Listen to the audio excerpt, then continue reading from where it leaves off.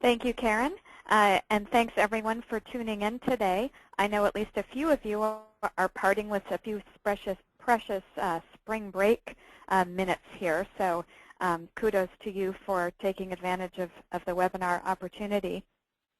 Both Alisa Evans, my partner, and I frequently visit schools and meet with admission and financial aid professionals. And depending on the time of year, our conversations often turn toward board reports. And obviously every board, just like every school, is different. And what they want and need to know about the admission landscape differs accordingly. Sometimes we're helping schools gather data to illustrate how well they are doing. And sometimes we're helping our members gather data that offers important context when the picture might not be quite as positive. Since Suzanne Walker-Buck was recently named Chatham Hall's new rector, we can assume that she walked the talk here and followed her own advice about mastering the board report. And while I know that many of my admission friends approach board reports with trepidation, and I do appreciate that board reports are challenging, they also provide an opportunity for admission sharing and dialogue that Alisa and I are going to encourage you to take advantage of today.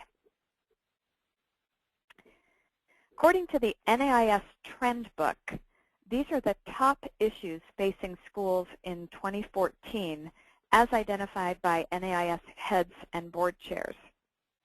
Now, it's kind of nice to know that things related to admissions, enrollment management, and financial aid are keeping our heads and board chairs up at night, just like they're keeping us awake at night. But this list surprised me in a very happy way, in that I think it affords us a great opportunity to raise awareness of enrollment management, admissions, financial aid at a level that might not have been there too long ago. So let's look at some of these key issues that heads and board chairs have identified. Number one issue, managing enrollment / keeping the school affordable. Number two issue, marketing / branding the school. Issue 4, developing a sound 5-year financial plan for the school. And while this might be connected to CFO, since we know that the majority of a school's operating budget is generated through tuition revenue, obviously the admission leader is intimately connected to this key issue. Issue 7, communicating with internal and external audiences. And issue 9, increasing financial aid. So all of these relate to what we're talking about in today's webinar.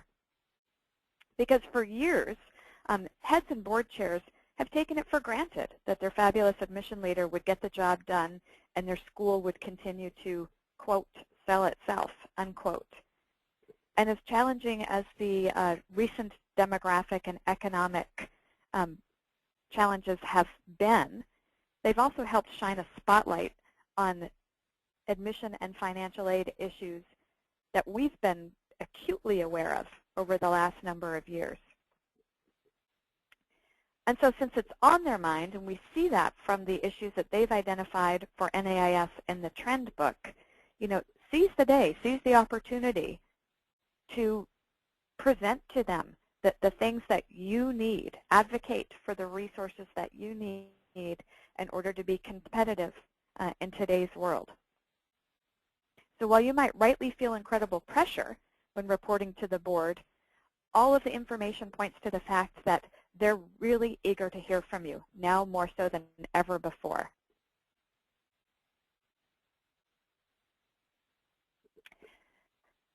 SSATB's Executive Director, Heather Hurl, has really been on quite a speaking tour these last number of years, educating colleagues in the independent school about the importance of admission. Although the vast majority of schools are tuition-driven, hence her moniker, Chief Revenue and Relationship Officer, this moniker has also curiously raised a few eyebrows and perhaps calls for some exploration of that as we dive further into this. Because today's admission leader is responsible for generating, on average, 70 to 90% of the school's operating budget. Obviously, that's through tuition revenue. And we know that tuitions have risen at a rate far greater than the consumer price index, making it harder for families to afford our tuition. And then added to that, there are just fewer kids being born that have traditionally populated our independent schools. So all three of these school leaders, the business leader, the development leader, and the enrollment leader, are intimately connected to the school's financial well-being. In an ideal world, we want all three to be acting in partnership. Do your board reports reflect this kind of a partnership? Do they tell a cohesive story about the school? Because we know that the board's responsibility to the school is really largely fiduciary, and they're also responsible for ensuring the mission of the school. So since the financial health of the school is intimately connected to tuition revenue, and admission leaders are responsible for enrolling those mission-appropriate students, there's a great case for the admission leader to have ample opportunity to report to their board on the climate. So channel your inner Al Roker. And while admission, enrollment, and financial aid issues are high on the list of things that are keeping board members up at night, it's also important to remember that reading board reports or being present at board meetings, they're inundated with other information and data about every facet of the school. So create your board report in such a way that they have a very clear picture of the enrollment climate, pun intended, and can also see what your forecast is and see that you've got a plan. You're looking ahead, your 5-day forecast, to keep on with our weather metaphor, your 10-day forecast. What storms are on the horizon? If your school in an area and you've got key businesses moving out of the area, you've got other changes that are taking place that are really going to affect families' opportunity or ability to afford your school, then these are things that you need to talk about with your board. Recently, I was part of a panel at the Small Boarding Schools Association conference that involved 2 directors of admission and a head of school. Our topic was being heard, the voice of admission in the boardroom. And David Tuttle, one of my fellow panelists, offered some really practical advice to his colleagues regarding nailing that board report and preparing to partner with your head of school in order to do a number of things. If by the head and the director of admission partnering for their board reports, they can support each other's agendas and strategic initiatives. Certainly it's nothing but career suicide if you're introducing an idea at the board meeting at the first time for which you've not received the support of your head of school, or you're commenting on things that you're not sure your head of school is on the same page with you about. So communicate with your head of school at a very high level prior to the board meeting. David asked a couple of important questions. Why are you there? The answer might not be as obvious as you think. What's the purpose of you being at the board meeting? And get to know your board. Every good presenter knows their audience.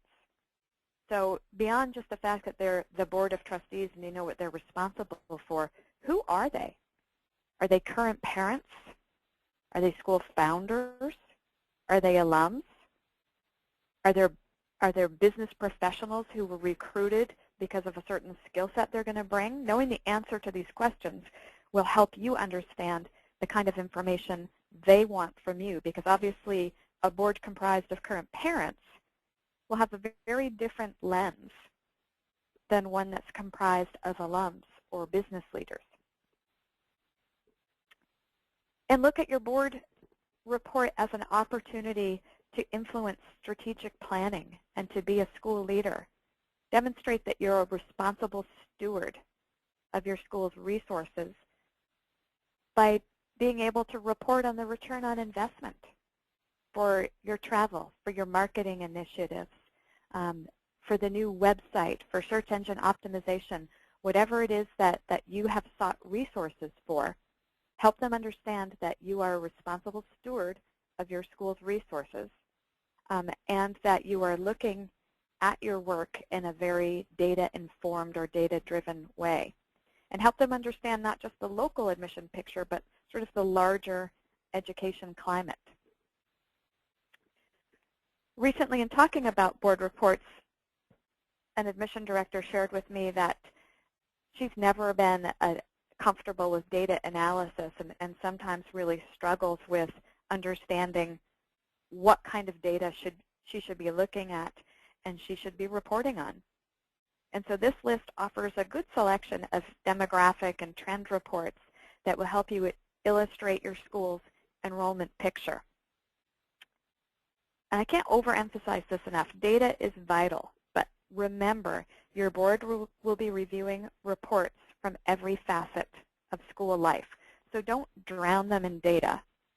And don't provide the kind of reports that invite micromanaging. For example, one director recently shared that she thought it was a great idea to provide a list of all of the feeder schools that she and her staff had visited for the year. So that was a great idea. Let the board see our extensive outreach, how hard we worked. The unintended consequence of that was taking them from that 30,000-foot macro level right down into the micro managing level where they were saying, did you go to this school or my grandson's school, or why didn't you do this one, or how did this visit go? And really getting them to a point that's not board level strategic discussion.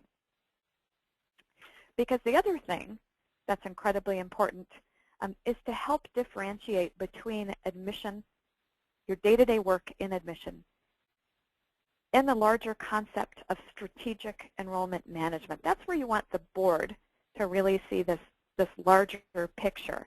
Because as we're talking about strategic enrollment management, we're describing an integrated school-wide process that consistently guides the annual recruitment, enrollment, and retention, so recruitment, enrollment, retention of mission-appropriate students. So you've got that piece, but you also need them in sufficient quantity to ensure the current and future financial well-being of the school.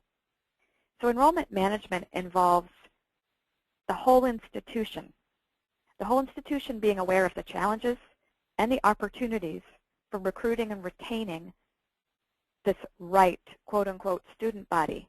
And it's very research-based. You're looking for a synergy among recruitment, pricing and financial aid, academic affairs, student life, and constituent relations, and utilize all of the resources available through the organizations to which you already belong, the NAIS Enrollment Management Handbook, SSATB's State of the Industry Admission Report. Net Assets has a fabulous article related to admissions. That's the NABOA magazine. And certainly, no admission leader should walk into a board meeting without knowing these metrics cold. Your recruitment metrics, specifically your funnel information, but dig deeper. What are the number and percentage of students for each of your identified target groups? That might be geographic areas, that might be feeder schools, athletes, whatever. Certainly your marketing metrics. What's the ROI on any marketing initiatives that you've undertaken? Your retention metrics are key. Every board should be very well informed about retention. And break it down by target group so you really understand what's going on, understand why students leave. Make use of exit surveys. If it's because of pricing, it's because of cost, that's key information, which I will let Alisa talk about a little bit later. And then certainly also the financial metrics that she will be talking about as well. So this slide is borrowed from Peter Gilbert at Salisbury School, and he really ensures that all of his internal stakeholders, the faculty, staff, school leadership, and board of trustees, are educated about this information every single year.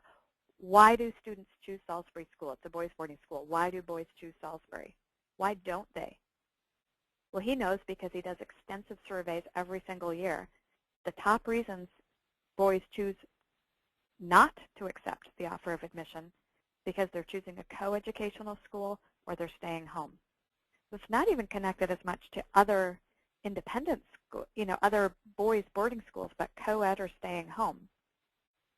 know who your competition is, know how you do vis-a-vis your competition, and then what's your yield by category of students, because if you know that, you can allocate resources from your admissions office to the most important work that needs to be done.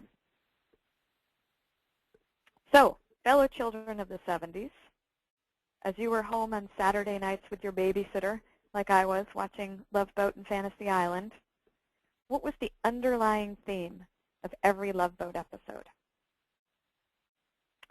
It was you're looking for love everywhere, and the whole time it was right there in front of you. I can't tell you how many episodes I watched where they had to go on the cruise, on the Princess Cruise, and figure this out.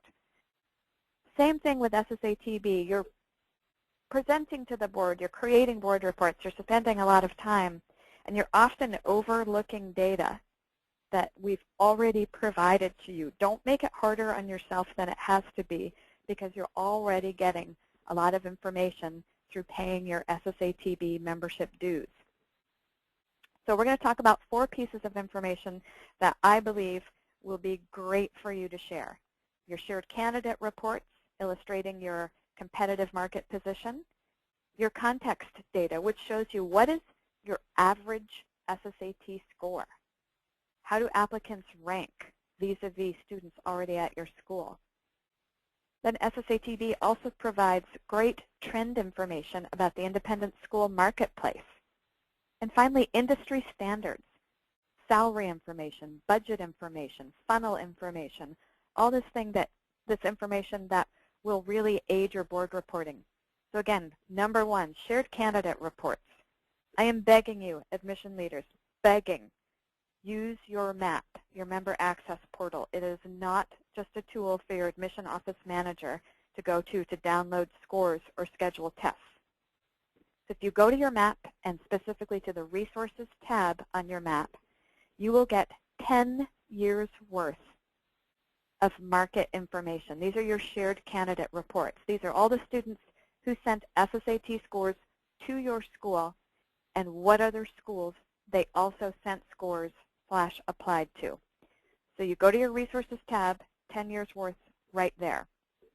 And here's an example of what one looks like. I would also call these Know Your Competition reports. And they provide a great snapshot of how your competition is changing, if it is, or remaining absolutely the same. So you see here in our example for SSAT Academy, if you're looking right at the top, 46 students sent SSAT scores to SSAT Academy. And then you see to what other schools they also sent scores and how many. So we list your top crossovers at the top and go down from there. And we've had schools make fantastic use of this data. I'll just give you a couple of examples. We had a day school that was considering expanding busing into other communities and saw that they were actually crossing over SSAT-wise with schools that were in those communities. And so that gave them a pretty good idea that busing would be a terrific idea. And then indeed, when they started busing to these communities and advertising, they saw their SSAT crossover just go way, way up. And so great way to see what initiatives you might put in place. I was meeting with a team at a Catholic boarding school in California.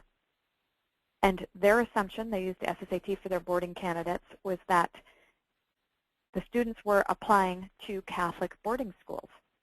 When we looked at this report, all of their crossover schools were actually other boarding schools in California. So it really invited some interesting conversation and questions. Do we promote our fabulous location in California because that seems to be a big driver for students? Or do we really need to refocus our messaging on our Catholic boarding school experience and these students that are so connected to that part of our mission? So sometimes you can just get some incredible data to help inform what you're doing. Looking at Salisbury School again, and SSATB often presents with the admission team at Salisbury because they make excellent use of the information. As I said, in showing Pete's example, they know the top 2 reasons that that boys don't accept the offer of admission are to choose a co-ed school or to remain at home. So apart from Avon, which is another boys boarding school also in Connecticut, their top crossovers, as you can see over a 5-year period, their top 5 are all co-ed schools. But what else do we see from this list? One of the things that's astounding for a small boarding school that only has 300 plus students is that they cross over on an annual basis with over 220 other SSATB member schools. And that 200 of the 331 students who sent scores to Salisbury for the 2011-2012 application year sent scores to 5 or more schools.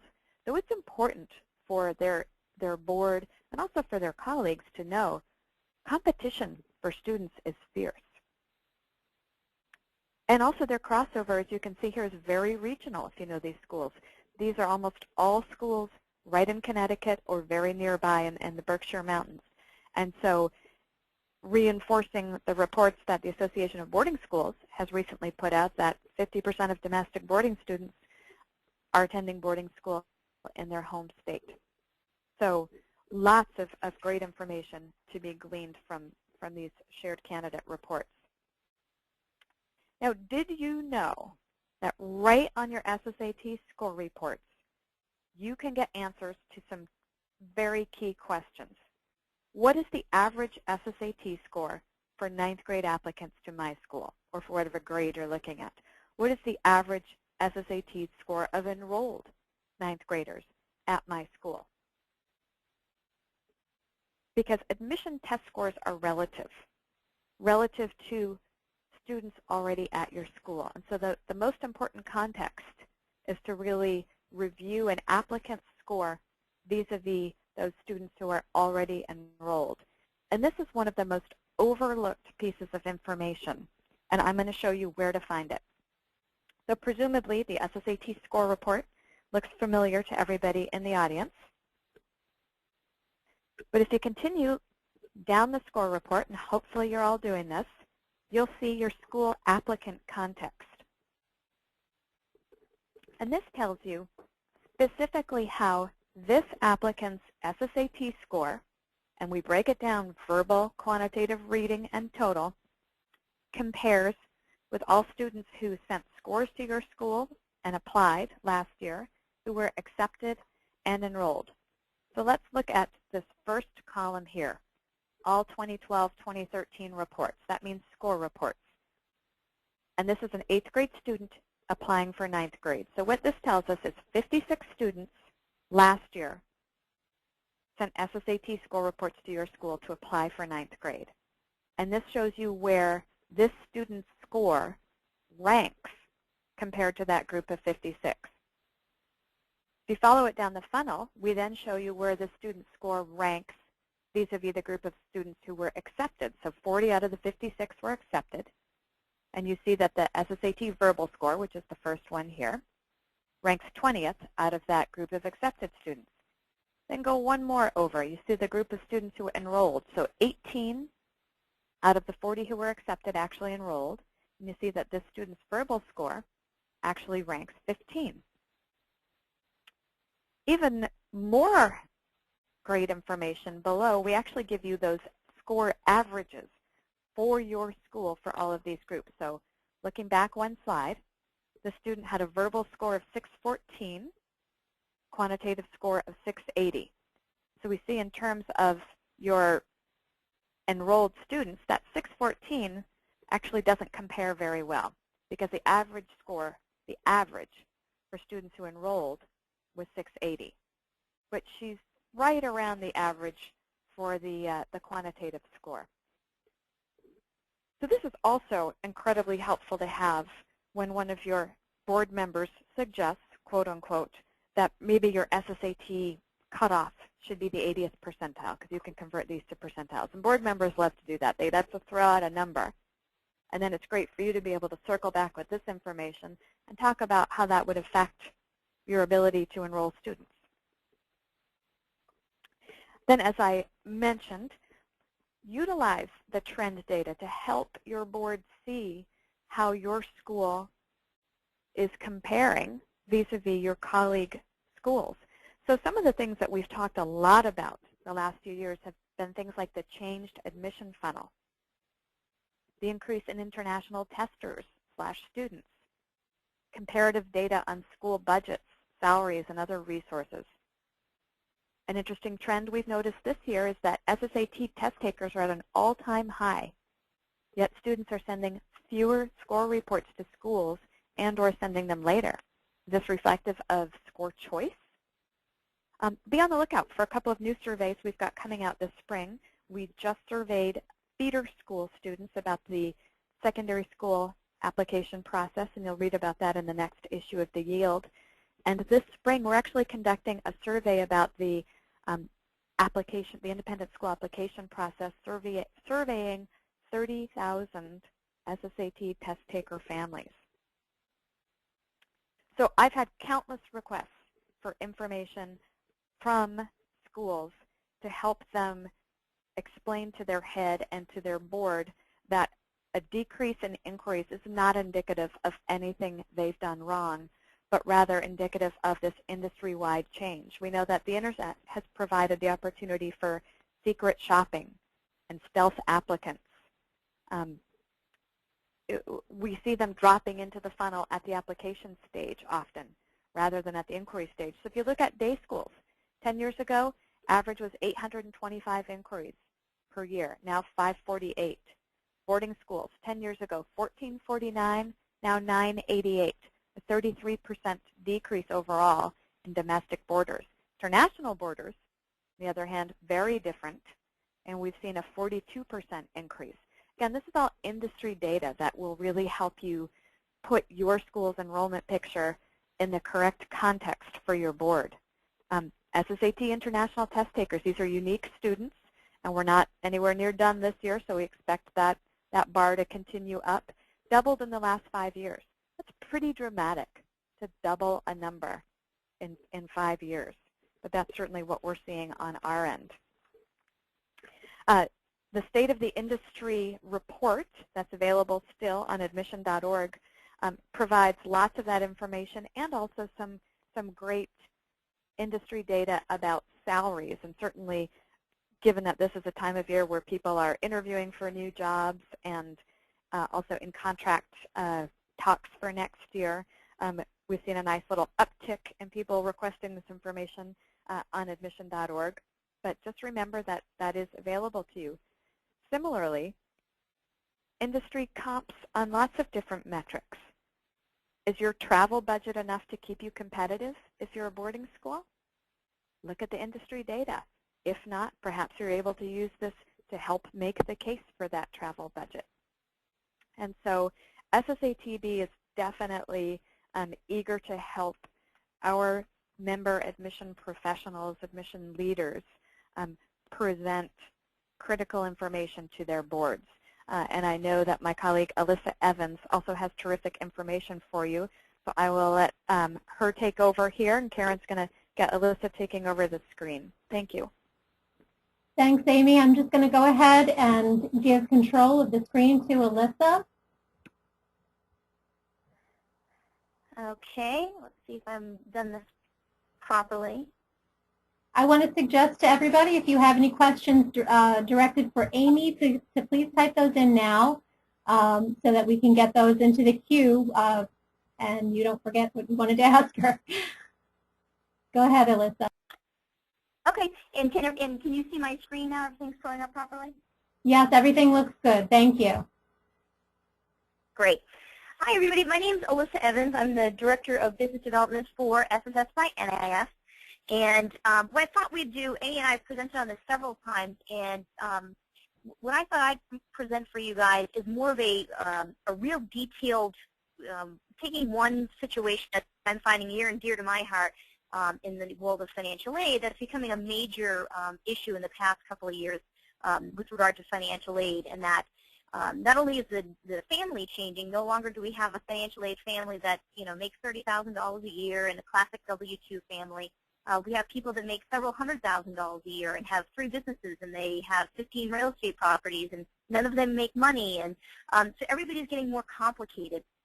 And so reviewing files is getting tougher, but also reporting back to your boards on why you need more financial aid, or the allocation, potentially differentiating for new and existing families, how we differentiate that. So what I thought I'd do is just give you some highlights on how to create a successful board report, give you some specifics about where Encompass, which is the portal that folks that use SS can get, very simple data points that can get you a really awesome chart to be able to deliver to your board. And I assume, since we're seeing it kind of across the board, that everybody's needing more financial aid and being able to diversify amongst new and returning families. So I chose that as my one singular issue that I'm going to kind of walk through with you, instead of just talking about everything that we have that we'd like to deliver to our board. So I figured I'd just pick one item that seems to be the kind of bubbling to the top. And I'm actually surprised to see in Aimee's report that financial aid is down around number 9 for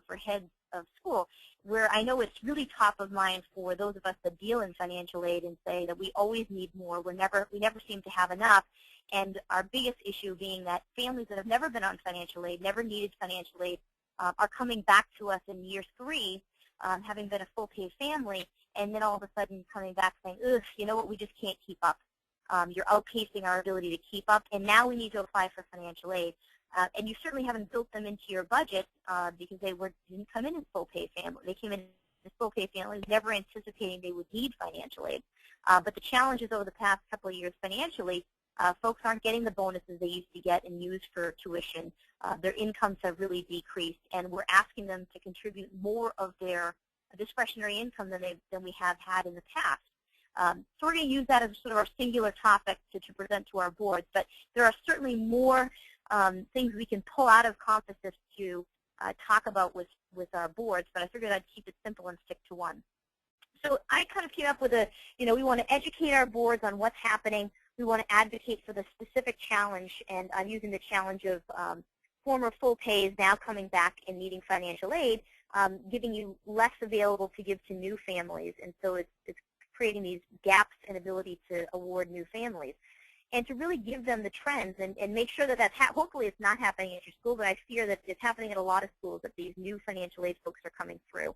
And then to celebrate, shine a light on the things that are working, where you've been able to give a positive return on investment, adding more families into the mix than you had in the past, or families that never would have considered your school until they learned about the fact that you offered financial aid. So the 4 C's of combining your story with data. Criteria, what's the criteria we're going to use? The condition, what's the current state of affairs? Where do we want to be? What's causing this to happen? And how are we going to change that, or what do you propose to change? I'm a big fan of offering single topics, keeping it simple for our boards, because, again, you generally don't get tons of time with them. And then not leaving it open to too much, sit and stew on this and give me 5,000 ideas on how you think that you should fix it. I think delivering a problem with a solution is going to really be helpful and probably save you a whole boatload of work, at least coming in with some solutions. So where do we want to be and what does that look like? Describing the situation, what's the gap between what it is and where it should be, and identify what's on track and where you're finding it being off base. Particularly with the new families coming in, we have a way to sort for that in Compass, and I'm going to show you how that kind of plays out. And then obviously using data, I love to share stories, because any of you that have worked with me reviewing files, and we always have those crazy families we love to talk about, and we talk in stories. But using the data to truly say, this is exactly what's going on, and here's the trend, and putting into what everybody loves, my favorite pivot tables, to make your life easier. And I promise you, once you start using pivot tables, you will enjoy them. I promise. And if you hate them, you can just call me, and I'm an extreme enabler, and I can help you get through them. And then using data to say, this is how we're going to change that course of action, and proposing some solutions, or even raising new questions if there isn't a solution to be had, and you're just sort of bringing a trend that's concerning, but you're unsure of what a good solution would be, and then designing your strategy to get buy-in. So I picked the challenge of full-pay families are becoming aid eligible at an increasing rate. And the good news is we have data to support that, but I'm sure you're all finding that that's happening at your school. is that these full pay families are coming back to you year 2 or 3 in. They thought that they could handle the full pay, and they're coming all along, and then they're coming back saying, ugh, I just can't keep up anymore. And so what do we do with those folks? So they're existing families, so we can't just say no and have them leave. So how are we going to deal with these folks? So, of course, I love Excel. I never liked Excel, but I love Excel because NAIS and SSS love Excel. So I've learned to love Excel. And one of the things to pull this apart, I thought, okay, how many full pays applied for financial aid or former full pays applied for financial aid last year at one of my schools? So the school had called me and said, I need to find out why this is happening, and it's really becoming a problem because I have no money left for new families. And I can't just tell these folks no. And I said, has this been a trend? And she said, I'm not really sure. And so what we did is, so we got to answer a couple questions here. How many applied for financial aid this year that were a full pay family previously, never applied for financial aid, but were returning to your school? How many were aid eligible? So if they applied, but they made $500,000, and you said, oh, that's crazy, you're not going to get financial aid. But how many of them applied that would have been aid eligible? And what was the average need, and what was the grant that you had to give them to keep them at your school? And then how this has changed over the past couple of years, so pre-recession and post-recession. So we've been asking the question, are you a new or returning family for many years? And so we have that historical data. So what we did is we're going to run a multi-year report and find out how much of this is happening. And then lastly, how many new students didn't get aid because it had to go to these full-pay families that are now getting aid, that you had 20% drop in your ability to offer new families financial aid. And what was causing that? So the condition stuff we can get all from Composys, and that's fairly easy to do, and I'm going to show you that. The causes, is it just within your school? Is the local economy? Are you increasing your tuition at such a rate? Say you're increasing at 5%, but families' income is growing at 2% over the past couple of years. So are you outpacing their ability to keep up?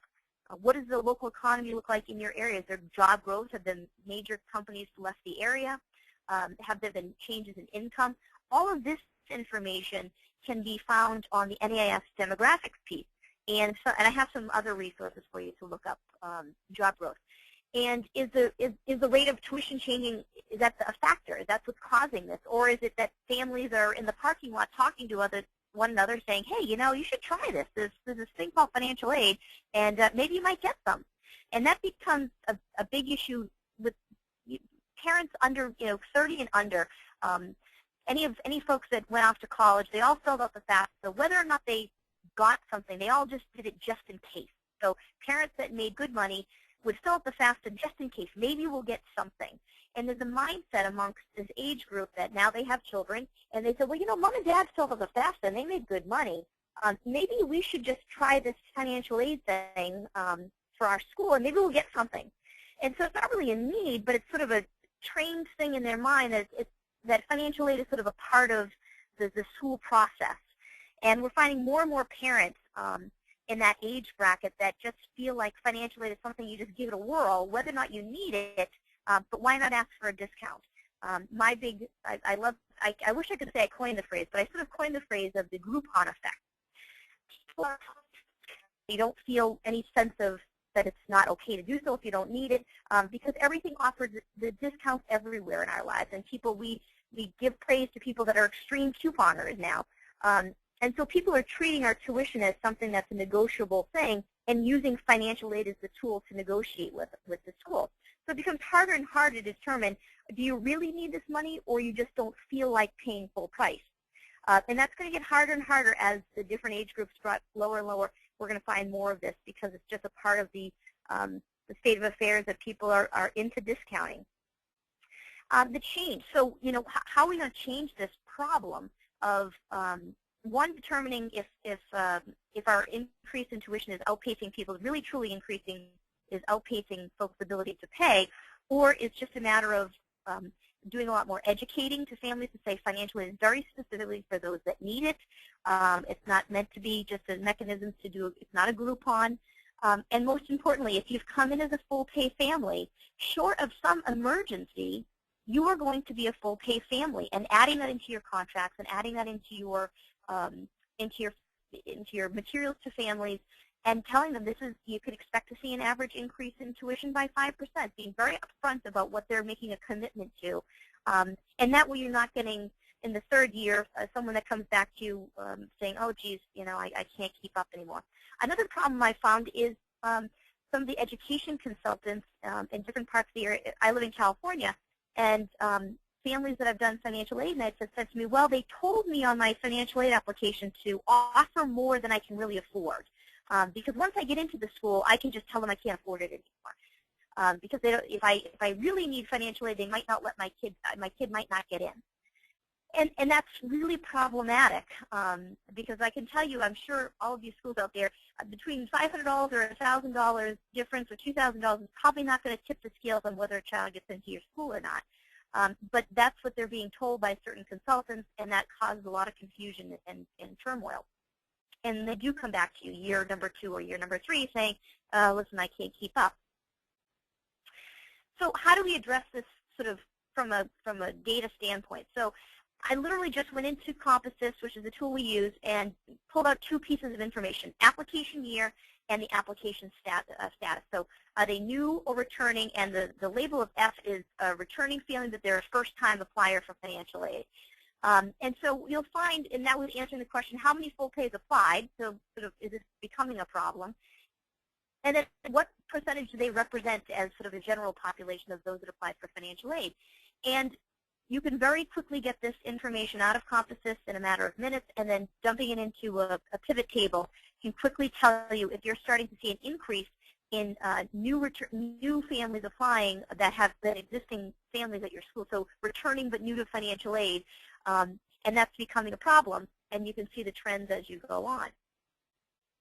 The second chart I pulled was how many were aid, my other question was how many were aid eligible, and what was the average need or grant by income range? So we're determining, you know, who's applying for financial aid anyways. Is it people making $30,000 a year, or is it, and this is good for the board to see, it's not just people making very little money and it's a very easy decision for the school to kind of conceive. People are making a lot of money and still feel that they need financial aid for whatever reason. And so I broke it out by income range in the, you know, just using kind of basic quintiles. I separated this one a little bit larger because they had some high income ranges, obviously 600, almost, you know, 540 applications. It was more impactful to really separate out in smaller increments to show the board what was happening with their families applying for financial aid. And I needed 3 pieces of information from Compasys. I needed income, what grant was awarded, and the income ranges was something I just popped in. And I, again, put it into a pivot table and was able to get some averages, which really gives a good display to the school and to the board, where is my money being allocated, what families are getting it, and how is it being distributed amongst income ranges. The next piece was, so is it us, or is it something that's happening locally or in the local economy?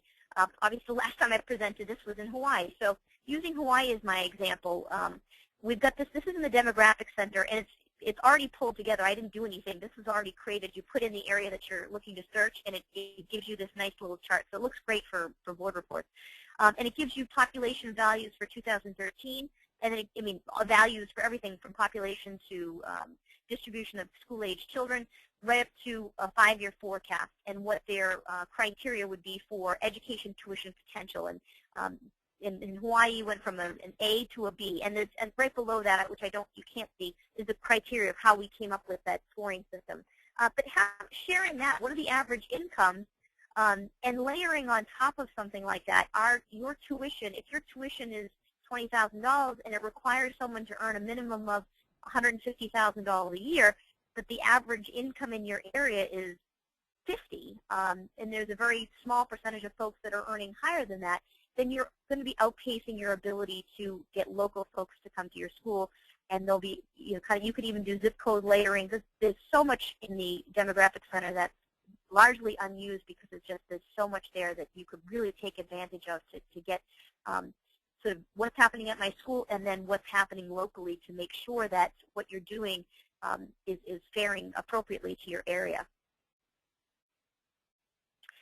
So having the discussion, obviously, if you're not a public speaker and you don't love doing this kind of stuff, it's going to be a little nerve-wracking. So I I'm a big fan of delivering, starting with data reports. Now, the two or three charts that I showed you, they're not crazy. I mean, everybody can read them. They're pretty easy to review. But I find it's very important to deliver these reports a couple of days in advance, not too far in advance, but maybe a couple of days in advance, so they have a minute to absorb the information. So while you're presenting it, they're not staring at report and not listening to what you're summarizing. So giving the information slightly ahead of time, so that the first time they're seeing this is right at the board meeting, and then during the meeting, make sure you're discussing those key components. What's the cause? What are the solutions that you think should be the solution for this particular challenge that you've put forth? And then after the meeting, designing the strategy and kind of bringing it back, saying, so this is what we talked about. This is what we think we're going to do, and affirming that that's going to be something that they would consider going forward. Now, I've got some free resources for you. I mean, obviously Compass is a great resource, tons of data, and actually this summer we're going to be transitioning over to Salesforce as our platform. Salesforce.com is our new platform, but all of your data from the past 5 years that we've been online will be there, so you're not going to lose anything. And the reporting gets a whole heck of a lot easier and speedier, so there's a lot of snapshot stuff that we'll be able to send you that will already be preloaded to the new system, so you won't have to do as much exporting. The Demographic Center has all sorts of new resources for everybody, Stats Online, and then I've got a couple other in here that I can give to Aimee and team to post for you guys to share. So the solution, I mean, I think I missed the slide here. I was trying to make sure I got this in before the end of our time. But just to kind of close my thought about the new families applying for financial aid that are kind of existing families applying for financial aid that were former full pays. The solution that I propose, and again, anybody wants to talk about this after or wants some help with delivering that, was potentially setting up a separate a budget for those former full pays that are now applying for financial aid and never had before, and not having it come out of your regular budget for your new and returning families, almost like an emergency fund. And I've had some schools use that with some success in the past 2 years. They've really found that totally isolating these families out was a better way to allocate the resources so that they didn't have to feel like it came on the heels of the new families and not being able to offer money to these new families coming into their school and not being able to offer financial aid for certain families and then losing them to other schools. So that was a solution I proposed, returning but new to financial aid. And I'm happy to help anybody walk through that stuff you need. I wanted to make sure we ended in time for questions, so I'm done if you want to take the show back over. Thank you so much, Alisa. I would like to invite anybody who has any questions for either Aimee or Alisa to please type them into your GoToWebinar question box right now. That way we can get them answered live for you. Both of our presenters have offered that if you have any extra questions that we don't reach today, they're both available for you. I apologize if there were any sound issues in the very beginning. I noticed that a couple times, Aimee, you cut out, but it didn't seem to last too long. So hopefully everybody got as much out of this as I did.